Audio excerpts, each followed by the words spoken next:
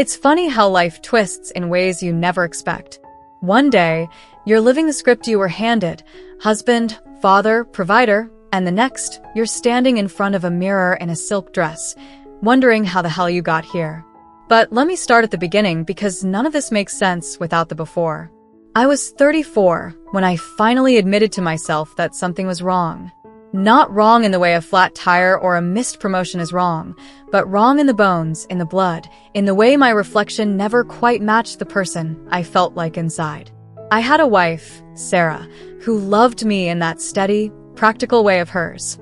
We had a house in the suburbs, 2 kids who thought I was just dad, the guy who grilled on Sundays and fixed their bikes.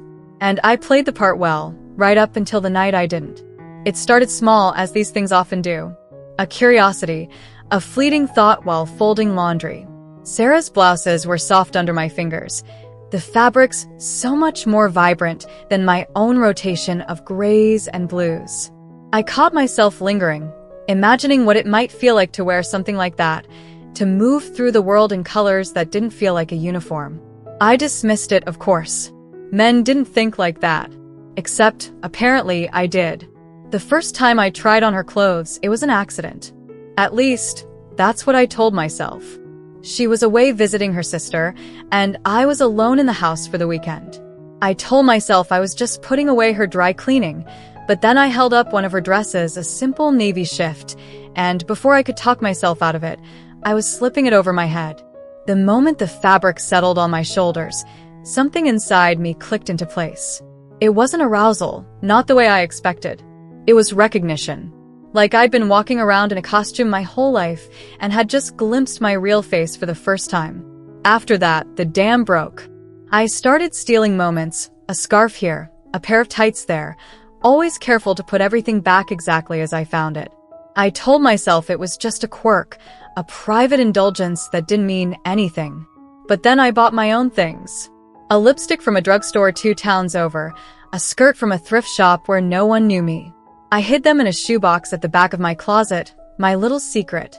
Sarah was the first to notice something was off. Not the clothes, I was too careful for that, but the distance. The way my mind was always somewhere else. She asked me once, over dinner, if I was unhappy. I lied and said work was stressing me out. It wasn't entirely untrue. The more I pretended at my old life, the heavier the mask felt. The breaking point came on a Tuesday. I'd been up late, scrolling through forums where people like me, people who didn't fit the mold, talked about their lives. There were words for what I was feeling, words I'd never let myself say out loud. Crossdresser. Transgender. The more I read, the more I realized I wasn't just a man who liked wearing dresses. I was a woman who'd been pretending to be a man. I left Sarah 6 months later. Not out of cruelty, but because I couldn't keep lying to her or to myself. She deserved someone who could love her fully, not a ghost playing a role. The kids were harder. How do you explain to a 7-year-old that dad is going away because he's not really dad? I didn't have the right words, so I just told them I loved them and that none of this was their fault.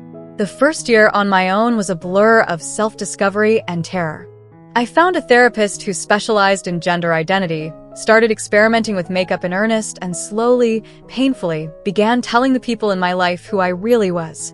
Some friendships evaporated overnight. My brother didn't speak to me for a year, but others surprised me. Old college buddies who shrugged and said, "Cool. What pronouns should I use?" The first time I went out in public as myself, I wore a simple sundress and flats, my heart hammering so hard I thought I might pass out. No one noticed. No one cared. A cashier called me ma'am, and I nearly cried in the checkout line. Now, 2 years later, I'm someone else. Or maybe I'm finally myself. I have an apartment with a walk-in closet full of clothes that feel like mine. I've started hormones, and my body is slowly changing in ways that make me giddy. There are hard days, of course. Times when I miss the simplicity of my old life, when the loneliness feels like a physical weight. But then I catch my reflection in a store window and see her, me, and I remember why I did this. Sarah and I are civil now. We co-parent and the kids call me Maddie instead of Dad. It's not the life I planned, but it's the one I needed. And for the first time, I don't feel like I'm pretending. So yeah, I left my wife. And now I'm a girl. And somehow, against all odds, I'm happy.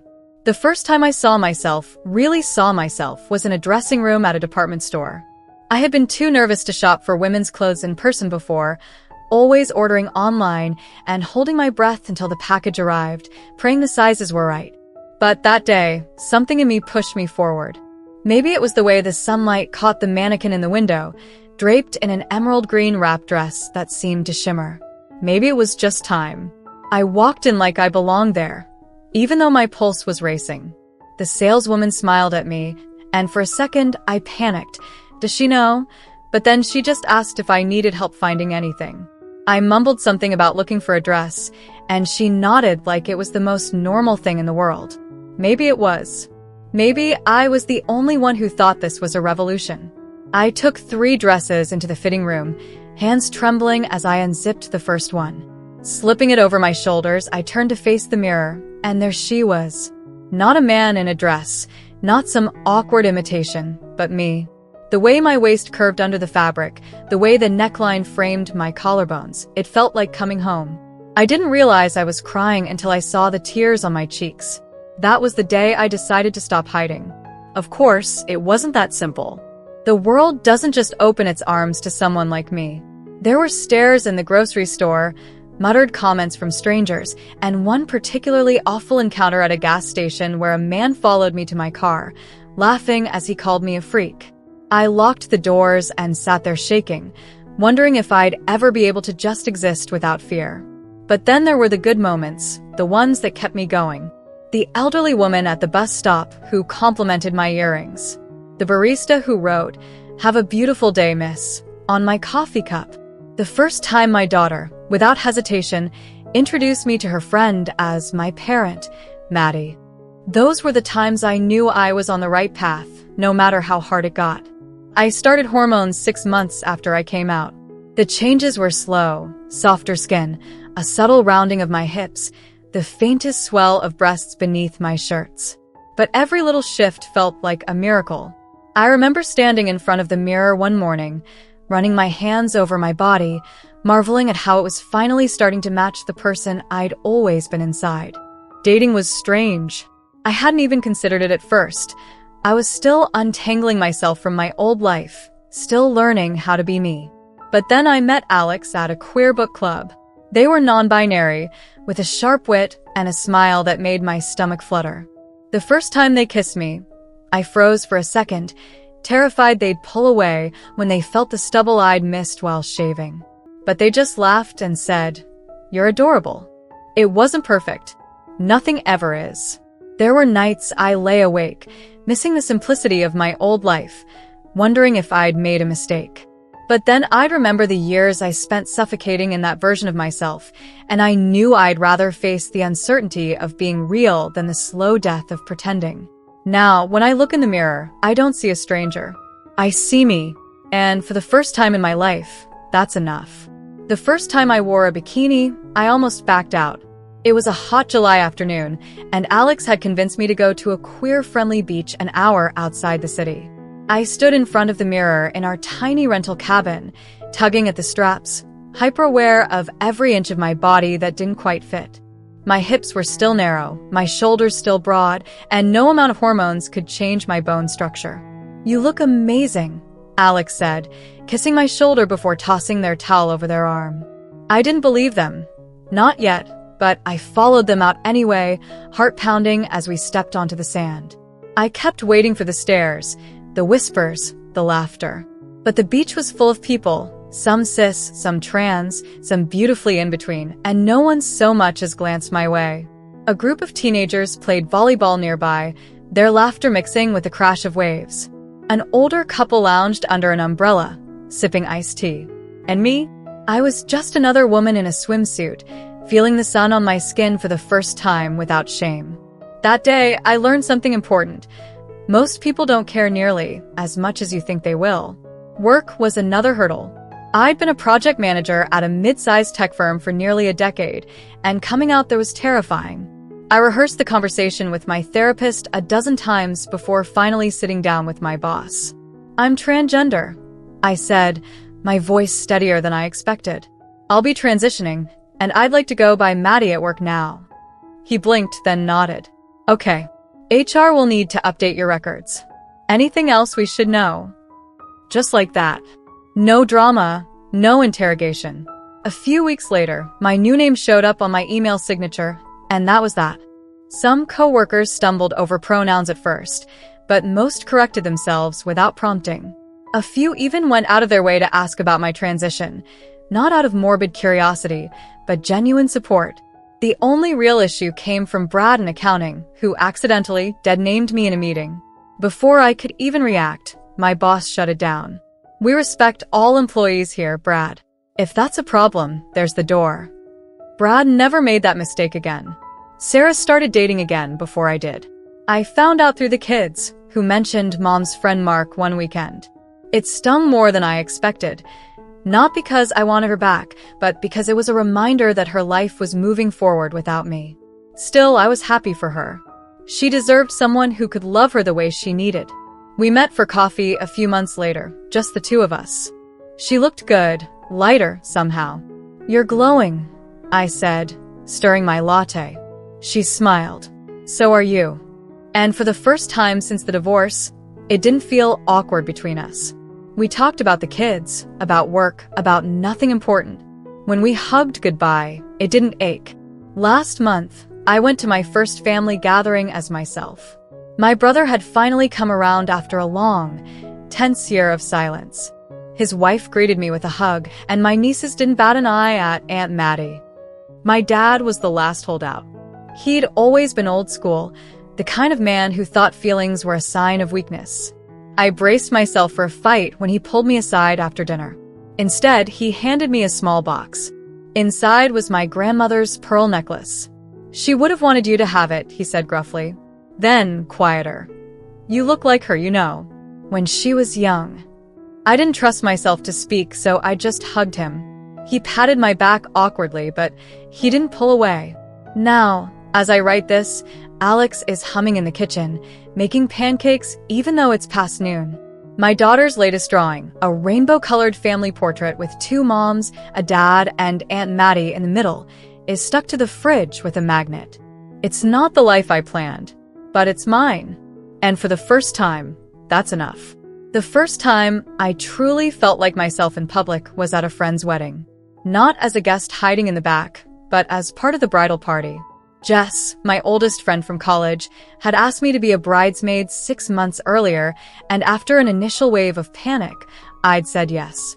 Now, standing in a slate blue chiffon dress that matched the others, my hair swept into an elegant updo, I realized with a jolt that no one was looking at me like I didn't belong. The photographer directed us with the same easy familiarity she used with everyone else, and when we lined up for the procession, Jess squeezed my hand and whispered, "I'm so glad you're here as you." That night, I danced until my feet ached, twirling under the string lights with Alex, with Jess, even with my ex-wife Sarah, who'd come as a guest. There was a moment during the slow songs when I caught my reflection in the ballroom's floor-to-ceiling windows, the way the dress moved with me, the way I held myself, and it hit me. This is who I was always meant to be. Not every day was that easy. There were still mornings when I woke up and reached for a body that wasn't there yet, when the face in the mirror felt like a stranger's. Hormones worked slowly, and no amount of estrogen could rewrite decades of living in the wrong skin overnight.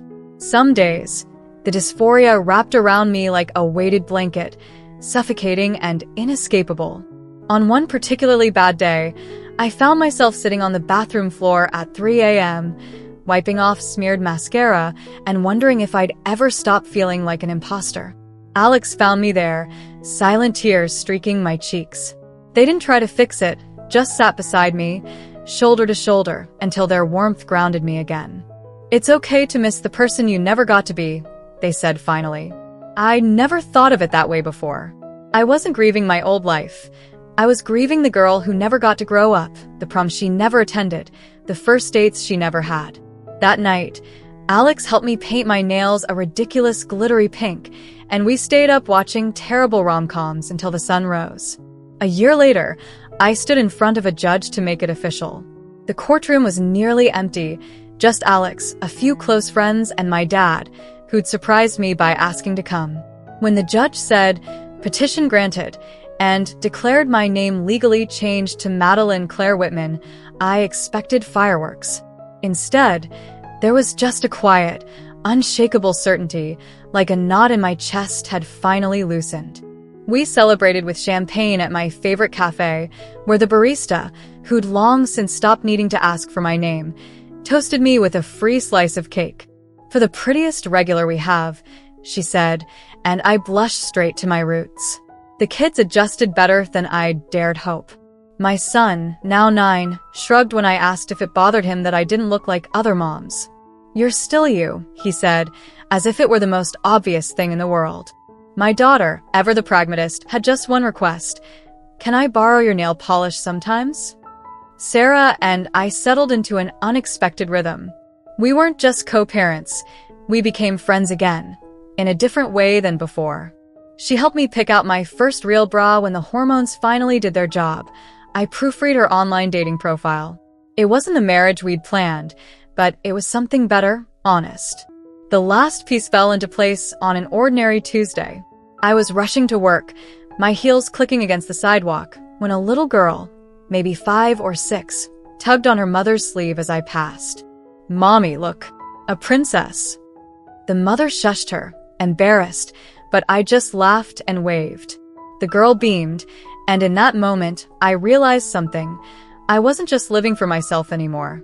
I was proof that people like me existed, that happiness was possible. That little girl might grow up never doubting herself, because she'd seen someone like me walking down the street like it was nothing. Now, as I sit here writing this, Alex is dozing beside me on the couch, their head resting against my shoulder. Outside, the first snow of winter is falling, turning our quiet street into something out of a snow globe. In the kitchen, the mug my daughter painted for me, "World's okayest mom," with the okayest crossed out and best scribbled above it, sits waiting for tomorrow's coffee. It's not a perfect life. There are still bills to pay and hard days to weather, still family members who don't quite understand and moments of doubt that creep in. But it's mine every messy, beautiful, complicated inch of it. I left my wife. I became a girl. And somehow, against all odds, I learned how to be free. Thank you so much for watching till now. It means the world to have you here. This community is all about empowering each other and celebrating the incredible journeys of everyone on their path to living authentically. If you're ever feeling lost or alone, remember you have a whole family here for you. Hit that subscribe button. Smash that like button. And let's keep inspiring each other, sending you all the love and strength in the world. Until next time, live your life by your rules.